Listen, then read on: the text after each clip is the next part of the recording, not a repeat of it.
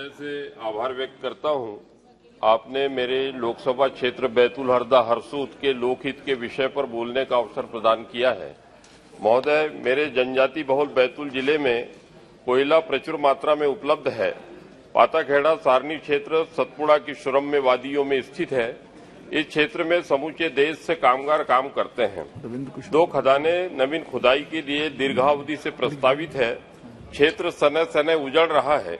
कामगारों एवं क्षेत्र की जनता ने अनेक बार धरना प्रदर्शन एवं ज्ञापनों के माध्यम से कोयला मंत्रालय का ध्यानाकर्षण किया है।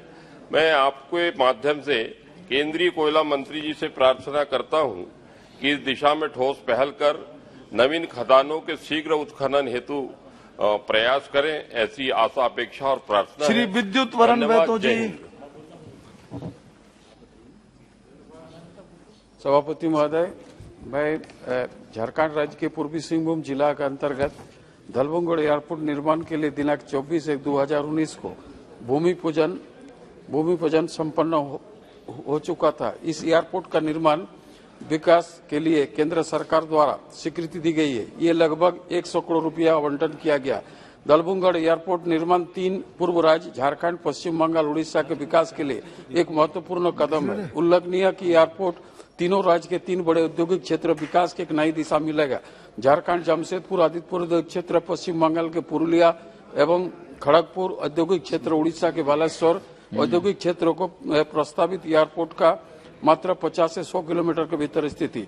इस एयरपोर्ट के लिए अब तक झारखंड राज्य के वन एवं पर्यावरण विभाग द्वारा अनापत्ति प्रमाण पत्र airport authority of India (AI) की नहीं प्रदान किया गया एवं नागरिक उड्डयन मंत्रालय द्वारा संबंधित प्रस्ताव झारखंड राज्य सरकार द्वारा नहीं भेजा गया। मैं गत 4/3/2022 झारखंड राज्य के माननीय मुख्यमंत्री से मुलाकात की। दलबुंगड़ एयरपोर्ट का निर्माण में आ रही अड़चनों को दूर करने के संबंध में एक ज्ञापन समर्पित किया एवं इस संबंध में वार्ता की थी कि उन्होंने इस संबंध में सकारात्मक सहयोग आश्वासन दिए थे, परंतु वर्तमान राज्य सरकार के उदासीनता कारण ये योजना अभी तक लंबित है। अतः इस संबंध में माननीय आपके माध्यम से मैं सरकार से मांग करता हूं कि स्टेट गवर्नमेंट से बात करके समस्या का तुरंत श्री राजकुमार चाहर जी कृपा करें। धन्यवाद। श्री विनोद सोनकर जी। नहीं। श्री फजलुर रहमान जी। शुक्रिया सभापति जी। हमारी मौजूदा सरकार का जो सबसे चर्चित नारा है सबका साथ, सबका विश्वास, सबका विकास, मुझे ऐसा लगता है कि माइनॉरिटीज के लोगों को इसका फायदा कम मिल रहा है। मिसाल के तौर पे जो पिछली मर्तबा जो बजट आया है उसमें 38% फंड्स कम कर दिया गया। इसी तरीके से मौलाना आज़ाद नेशनल फेलोशिप की जो स्कीम थी उसको बंद कर दिया गया। हालांकि हमारे मंत्री महोदय ने कहा था कि ये जारी है, लेकिन स्टूडेंट्स को वो पैसा नहीं मिल रहा है। इसी तरीके से हमारे UPSC के एग्जाम के सिलसिले में जो सहायता माइनॉरिटीज के बच्चों को मिला करती थी वो स्कीम भी बंद कर दी गई है। इसलिए मेरा आपसे अनुरोध है कि आप इन तमाम स्कीमों को जारी करने का आदेश पारित करें। धन्यवाद। श्री रविंद्र कुशवाहा जी। कुशवाहा लीजिए। धन्यवाद सभापति जी।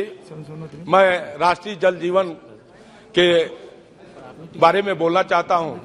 हमारे उत्तर प्रदेश में माननीय प्रधानमंत्री जी के हर घर नल के द्वारा जल पहुंचाने का महत्वाकांक्षी योजना चल रही है और इसमें उत्तर प्रदेश में बहुत तेजी से काम हो रहे हैं। लेकिन हम आपके माध्यम से कहना चाहते हैं कि तमाम नगर पंचायतों में और ग्राम पंचायतों में पानी की टंकियां बन रही हैं। हर घर तक नल के द्वारा जल पहुंचाने के लिए पाइपलाइन डाली जा रही है।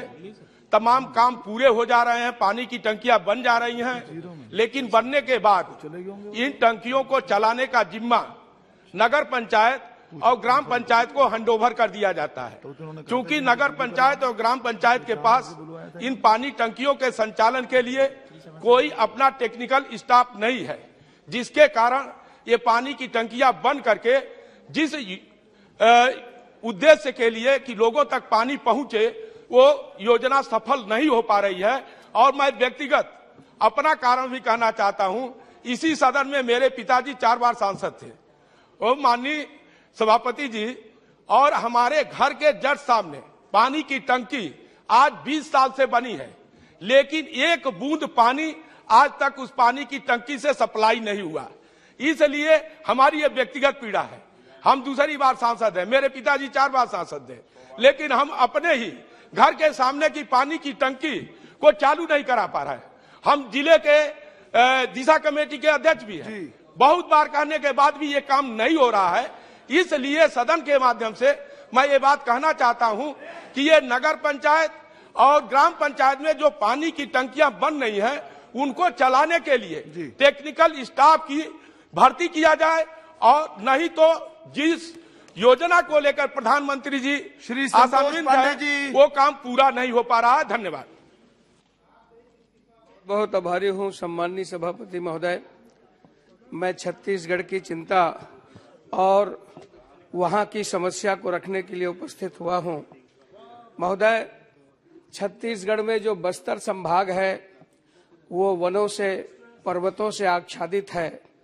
वो वीर गुंडाधुर की धरती है, जहां भूमकाल का उन्होंने विद्रोह की अंग्रेजों के विरोध में शुरुआत किया था। और वहीं धर्मात्मा राजा प्रवीण चंद भंजदेव ने अपनी आहुति दी थी। ऐसे उस बस्तर में आज ऐसा लगता है कि छत्तीसगढ़ में, केवल बस्तर में नहीं, लोकतंत्र समाप्त हो रहा है और वहां लहू तंत्र की शुरुआत हो रही है। और जिस प्रकार से वहां अभी विगत दिनों माननीय नड्डा जी के प्रवास के पहले 3 हत्याएं हुई, और जैसे ही गए उसके बाद फिर 2 घंटे में हत्याएं हुई। ये इसमें कहीं न कहीं राजनीतिक षड्यंत्र की बू आती है।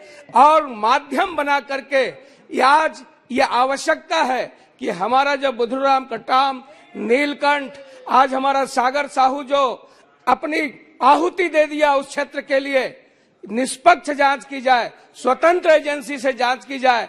और जो नारायणपुर में रूप साय सलाम को जो अंदर किया गया है, उनके साथ 25 लोगों को, उनको रिहा किया जाए, धर्मांतरण बंद की जाए, स्वतंत्र एजेंसी से जांच कराया जाए। श्रीमती संजय राव जी। सभापति महोदय जी, आपने मुझे बहुत महत्वपूर्ण विषय पर बोलने का अवसर दिया। लोकसभा के भिंड जिले में गोद विधानसभा क्षेत्र का औद्योगिक क्षेत्र मालनपुर में बहुत सारी औद्योगिक कंपनियां आज दिनांक में बंद हो चुकी हैं। महोदय, ऐसी स्थिति में बंद हुई कंपनियों की भूमि को हमारे भिंड जिले के होनहार नए युवा उद्यमियों को रोजगार हेतु बंद उद्योगों की जमीन का आवंटन किया जाए, जिससे लोकसभा के युवा उद्यमी उस जमीन पर रोजगार करने का उनको अवसर मिले और युवा उद्यमी बनकर औद्योगिक क्षेत्र में अपना नाम रोशन कर सके। बहुत बहुत धन्यवाद सभापति महोदय जी। नहीं, डॉक्टर फारूक अब्दुल्ला साहब। Mr. Chairman, thank you for the time you granted me. नहीं होते नहीं है। I want to raise a point for the Home Ministry to consider. In this cold winter, while the temperatures are going minus in the city of Srinagar, a lot of demolition is taking place. Many people have to leave their homes. I'll request the Home Ministry to kindly look into this and stop this, what is happening there, so that this can be considered, as many colonies have been regularized in Delhi over the years.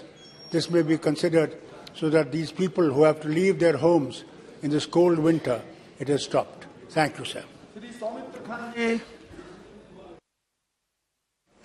Thank you chairman sir. Sir, मैं विष्णुपुर से आती हूँ, तो देवादिदेव साड़ेश्वर बाबा और मां शारदा का आशीर्वाद से और रेल मंत्री के सहयोग से हमको मोइनापुर टू कामारपुकुर जो रेल लाइन है, नया रेल लाइन है, वहां पे 101 करोड़ रुपया सैंक्शन हुआ है और मोसाग्राम लाइन भी काम शुरू हुआ है। मेरा तीनों प्रोजेक्ट में 2 प्रोजेक्ट का काम शुरू हुआ है, लेकिन मेरा रेल मंत्री जी से मेरा विनती है, जितने बार मुलाकात होता है, जितना बार लेटर देता हूं, हावड़ा चक्रधरपुर जो ट्रेन है उनका स्टॉपेज के लिए मैं बार बार बोल रहा हूं, जो ट्रेन में मासरदा हमारा विष्णुपुर में आते थे और जयरामपाटी जाते थे, वो ट्रेन का स्टॉपेज हमारा चाहिए। ये मेरा विनती है आपसे।